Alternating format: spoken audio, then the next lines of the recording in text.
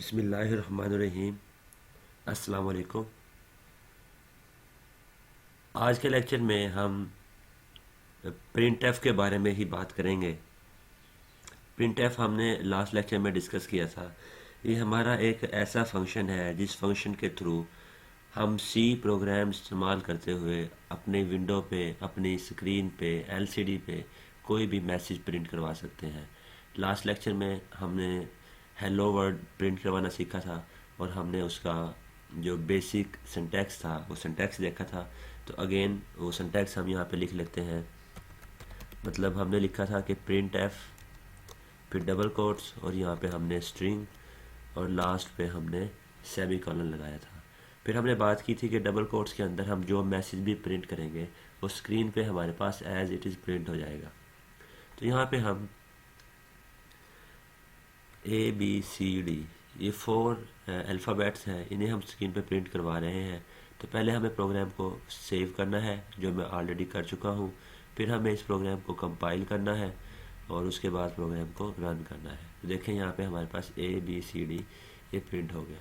अब हम क्या कर रहे हैं कि ये फंक्शन है हमारे पास कि प्रिंट एफ यानी कि फॉर्मेटेड प्रिंट। यहाँ पे एफ स्टैंड फॉर फंक्शन भी लेते हैं कुछ लोग, लेकिन यहाँ पे असल में जो एफ है इसका मतलब होता है फॉर्मेटेड। फॉर्मेटेड का मतलब ये है कि हम इस आउटपुट को चेंज कर सकते हैं, इस आउटपुट के अंदर तब्दीली ला सकते हैं, इसे ज़्यादा अंडरस्टैंडेबल बना सकते हैं। तो उस काम के लिए हम कुछ करैक्टर्स इस्तेमाल करते हैं, जिन करैक्टर्स को हम नाम देते हैं एस्केप सीक्वेंसेस।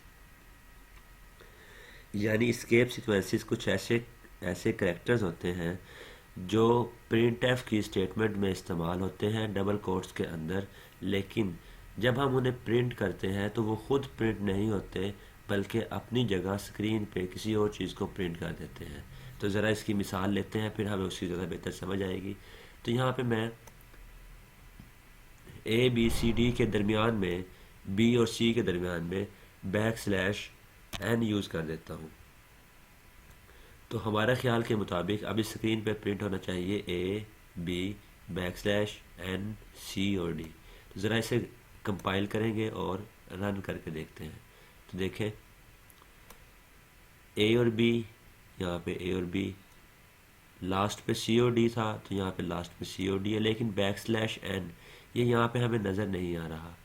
लेकिन असल में \n का मतलब है न्यू लाइन, कि जहाँ पे भी \n यूज़ किया जाएगा वो कंप्यूटर स्क्रीन के ऊपर वहाँ पे न्यू लाइन इंसर्ट हो जाएगी और उससे नेक्स्ट तमाम चीज़ें अगली जो लाइन है उस पर शिफ्ट हो जाएंगी। अगेन देखते हैं कि अगर हमने A के बाद भी \n यूज़ कर लिया, कंपाइल करेंगे पहले और फिर इसे रन करेंगे। अब देखें सबसे पहले डबल कोट स्टार्ट हुई तो A यहाँ पे डिस्प्ले हो गया। फिर \n ये खुद प्रिंट नहीं हुआ, इसने अपनी जगह पे एंटर को प्रिंट करवा दिया। फिर B यहाँ पे प्रिंट हो गया। फिर \n यानी कि न्यू लाइन, और फिर C और D यानी कि दो हमारे अल्फ़ाबेट। तो इस तरह से हम \n को यूज़ करके न्यू लाइन पे शिफ्ट हो सकते हैं। फिर \n के अलावा हमारे पास कुछ और भी हैं, यानी कि अगर हम \t यूज़ करें, T स्टैंड फॉर टैब। तो देखते हैं ज़रा ये T क्या काम करता है। तो देखें A और B के दरमियान में यहाँ पे गैप आ गया, यहाँ पे कुछ \t की वजह से टैब का गैप आ गया, यानी कि कुछ स्पेसिस आ चुकी हैं। कितनी स्पेसिस ज़रा हम काउंट कर लेते हैं। 1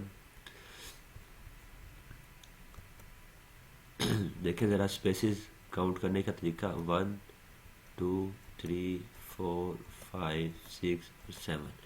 A और B के दरमियान 7 स्पेसिस का गैप आ गया। हमने क्या यूज़ किया, \t। अगर इस n की जगह पे भी हम t यूज़ कर लें तो देखें आउटपुट के अंदर A, फिर 7 स्पेसिस B, फिर 7 स्पेसिस C और D। तो अगर हम C और D के दरमियान में भी \t यूज़ कर दें तो देखें आउटपुट हमारी और ज़्यादा फॉर्मेट हो चुकी होगी, A, फिर B, फिर C और फिर D। तो इस तरह से हम यहाँ पे \t और \n को यूज़ कर सकते हैं। इसके अलावा हमारे पास एक और ज़्यादा इस्तेमाल होने वाला एस्केप सीक्वेंस है जिसका नाम है \a। ए क्या करेगा, ये एक बीप प्रोड्यूस करवाएगा। यानी कि अगर आप लोग ध्यान से अब सुने,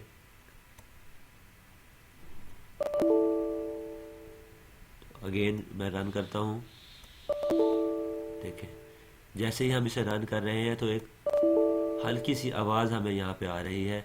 ये बीप प्रोड्यूस कर रहा है \a, यानी कि अलार्म, यानी कि अलर्ट, एक बीप प्रोड्यूस कर रहा है। तो इस तरह से हमारे पास और \n \t और \a के अलावा भी चीज़ें हैं जिन्हें हम आने वाले लेक्चर्स में डिस्कस करेंगे। फ़िलहाल के लिए इतना ही, मिलते हैं नेक्स्ट वीडियो लेक्चर में, तब तक के लिए अल्लाह हाफिज़।